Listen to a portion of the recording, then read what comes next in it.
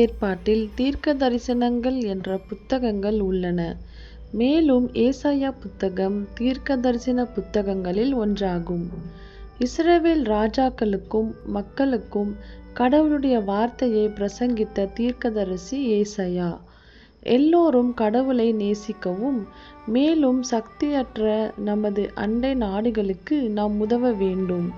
ஏசாயா எப்பொழுதும் கடவுளுடைய வார்த்தையை மக்களுக்கு சொன்னார். ஆனால் மக்கள் அவருக்கு செவி சாய்ப்பது அரிது. மாறாக அவர் சொன்னதற்கு மாறாக வாழ்ந்தார்கள். அவர்கள் கடவுளுக்கு சேவை செய்ய கோவிலுக்கு சென்றார்கள். ஆனால் அவர்கள் கடவுளை முழு மனதுடன் நேசிக்கவில்லை. அதிகாரம் உள்ளவர்கள் அண்டை வீட்டாரை துன்புறுத்தினார்கள். நாட்டிற்குள் எப்பொழுதும் நிறைய மோதல்கள் இருந்தன. மக்கள் ஒருவரையொருவர் துன்புறுத்தினார்கள். மேலும் சுற்றியுள்ள சக்திகள் இஸ்ரவேலை தாக்கி திருடி தவறாக நடத்தினார்கள்.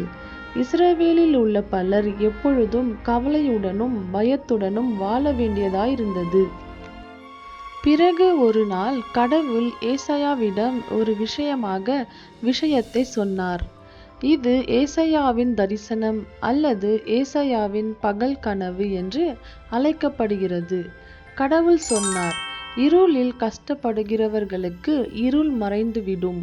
மரணத்தின் நிழல் நிலத்தில் வாழ்பவர்களுக்கு ஒளி வீசும். இஸ்ரவேலை துன்புறுத்திய போர்கள் நிறுத்தப்படும். இஸ்ரவேலர்களுக்கு கஷ்டங்கள் மறைந்துவிடும் என்று கூறுவது மகிழ்ச்சியான ஆச்சரியமான விஷயம் அல்லவா? ஆனால் கடவுள் அதைவிட முக்கியமான ஒன்றை சொன்னார். நான் எதிர்காலத்தில் பிறக்கப் போகும் குழந்தையை பற்றி பேசுகிறேன்.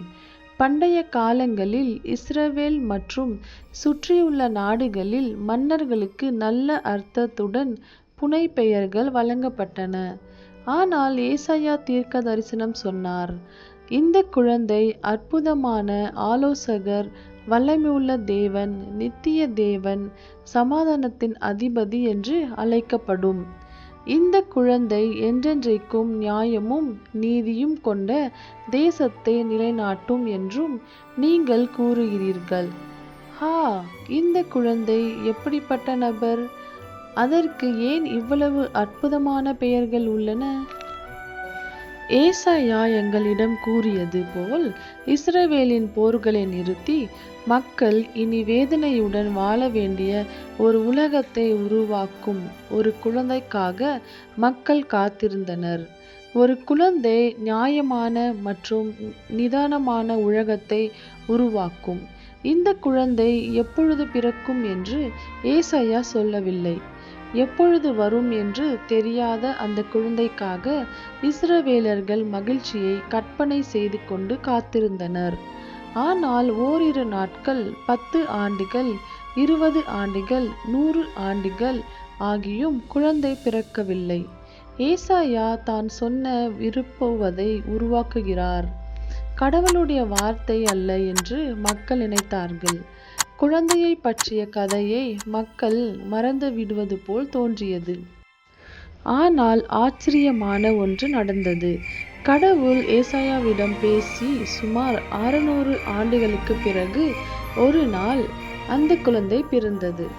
இந்த குழந்தை கடவுள் தான் வாழ்வின் மூலமாகவும் சிலுவை வழியாகவும் உயிர்த்தெழுதல் மூலமாகவும் கொடுத்த வாக்குறுதிகளை மக்களுக்கு காட்டியது. கடவுள் ஏசாயாவுக்கு கொடுத்த பெயருக்கு தன்னை தகுதி உள்ளவராக காட்டினார்.